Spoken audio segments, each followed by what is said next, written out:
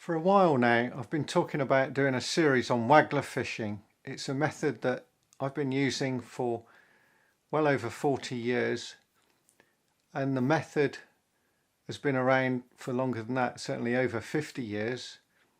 It became known as waggler fishing around about 50 years ago when people started to take their stillwater floats that they used on the fens and use them on the Trent on a low river.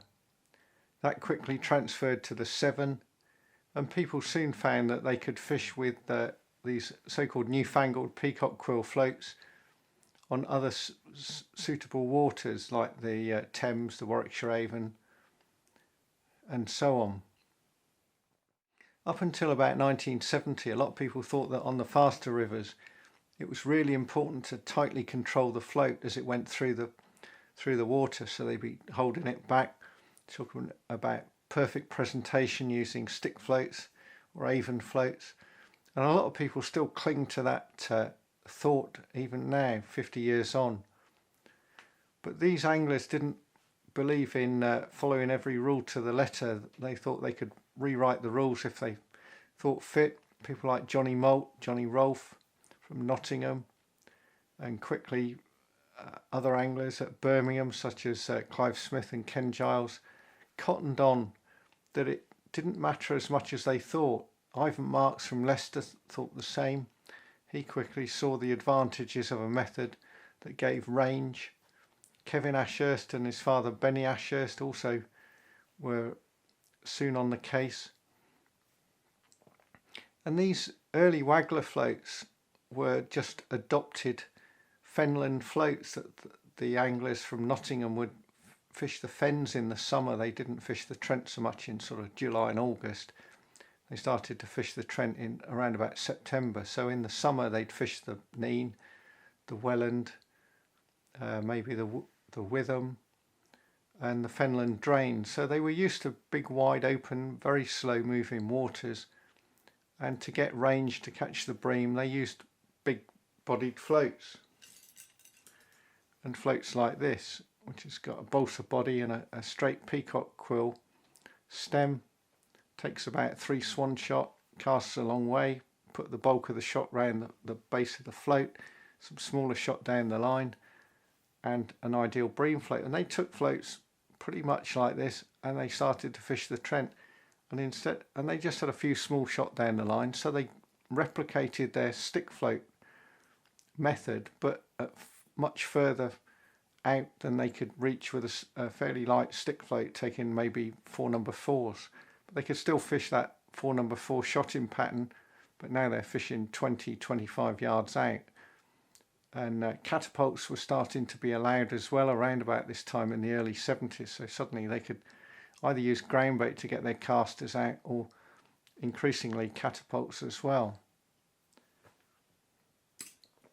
There are lots of similar floats to wagglers that are bottom end only. This is a little antenna float with a balsa body and a 2mm cane tip.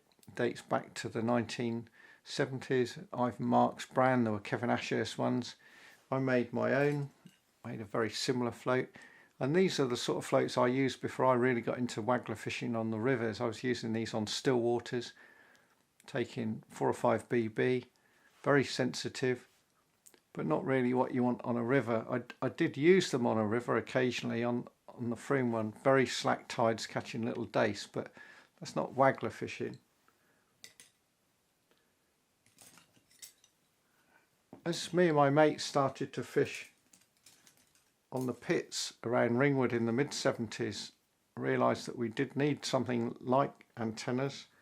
These floats are made out of a sarcandus reed and balsa, drinking straw and balsa. That's just straight drinking straw, which has got nice and bent over the years.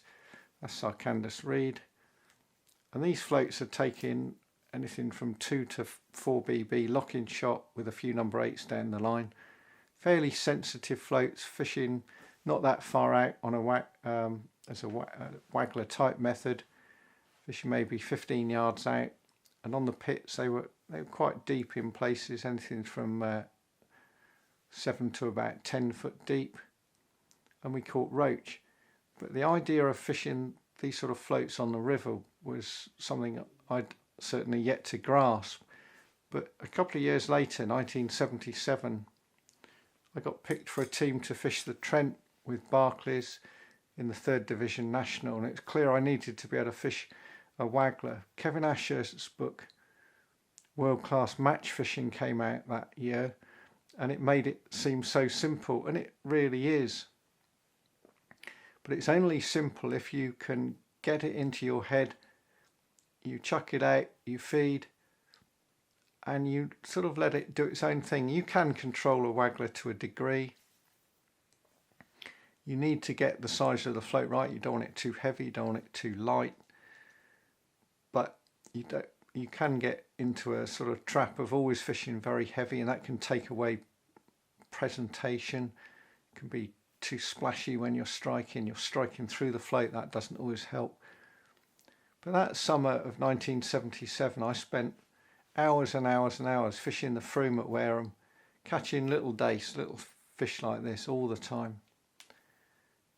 And you could get lots of bites. I caught anything from 20 to 200 dace in a session. When they were lined up, it was very easy fishing. Occasionally I'd get a few slightly bigger ones, 1 or 2 specimens, even 1 or 2 good roach, but generally it was just practice, practice, practice. And when it came to that Trent National, I did catch some fish on the Waggler, fishing well out on Shelford Shallows, which by its name suggests it was shallow. It was only 3 foot close in for about 3 or 4 rod lengths, and then it went off to about 5 feet. Well out, that was well out. I had a chub and a couple of roach out there and a lot of gudgeon close in. But that was the starting point to learning a great deal about waggler fishing. And these are things I want to look at over the coming weeks. First of all, on still waters until the river season opens in 5 or 6 weeks' time.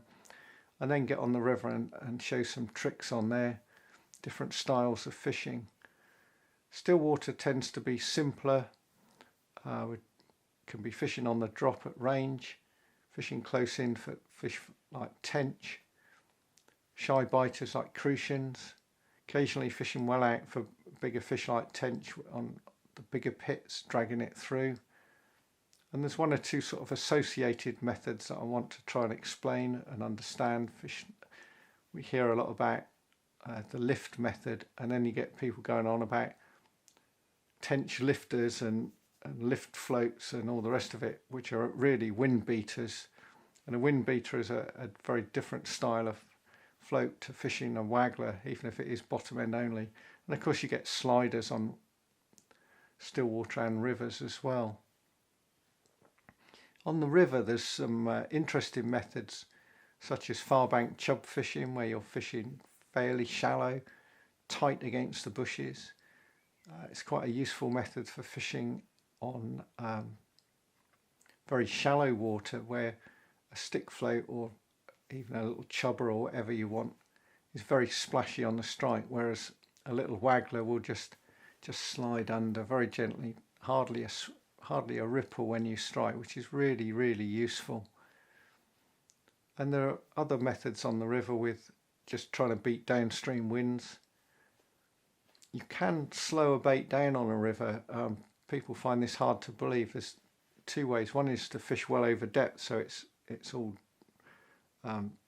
dragging it along, so the line's coming back behind the float, and on the bottom anything up to 2 or 3 foot of line, and it just gets dragged along the bottom, and the float will sort of dip and bump, dip and bump, dip and bump, and then go under. But you can also, believe it or not, hold back with the waggler. It takes an awful lot of skill, and you'll have a float with a lot of tip showing like this, and you'll hold it back to a certain amount, and you have to hold it back just so there's the amount you want. That takes a lot of skill, a lot of practice. Ivan Marks is one of the very few anglers who've ever described doing this.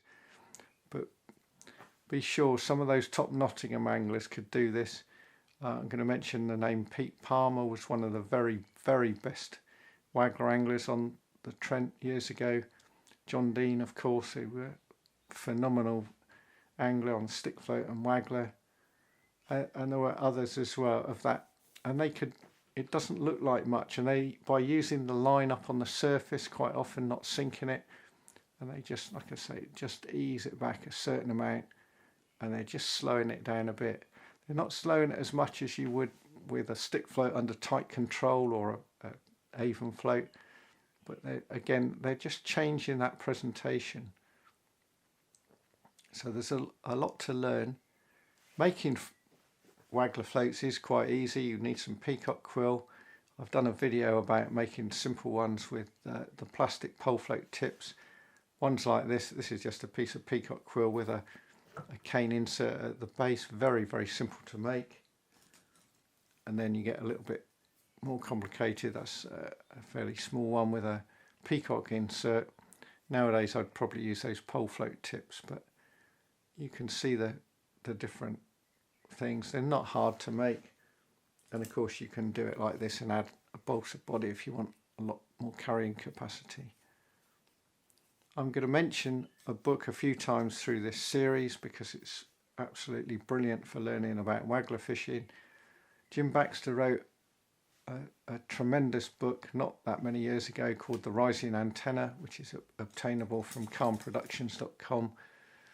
I don't get any money for him selling copies. I did contribute a tiny amount. I'm talking about a couple of paragraphs, but there is so much information in that book about Waggler fishing, and he's interviewed and got people to write, some really top anglers, John Dean, Dave Thomas, and a whole host of other anglers, all sorts of variations on Waggler fishing, slider fishing, pellet Waggler fishing, standard Waggler fishing, fishing the fens, the Trent, you name it, it's in there. Tremendous book. Jim's written another book on stick float fishing and top and bottom floats. That one's nearing completion. We're talking about getting to the finishing line on that one. I keep giving him a nudge. Hope he doesn't mind too much, because I know he's got an absolute fantastic amount of information about top and bottom floats in that new book, and it'll be fantastic when that does come out. Hope I've set the scene. I've been showing you little bits of Waggler fishing through this video, different waters I fish, anything from deep pits, hemp and tear fishing on the Stour, and one or two other places where I fish the Waggler. It's an interesting method. It's got lots of versatility. On the Stour in the summer it can be very good fishing 2 or 3 foot deep over the top of the weed beds. Get that lovely strike with hardly a ripple. Very, very quiet way of fishing, whereas a stick float will give you tangles and splashes and scare the fish off back into the weed. On the still waters I often fish well beyond pole range, and it's certainly a lot less hard work to fish a Waggler even within pole range, at where you're fishing at 13 or 14 meters. To throw a Waggler that far is much less hard work, just to hold a rod rather than sitting there with a great big long pole. Anyway, this is the start. Let's take it from here. If there are specific bits on Waggler fishing you want to see, then put them in the comments, and we'll take it from there. Goodbye for now.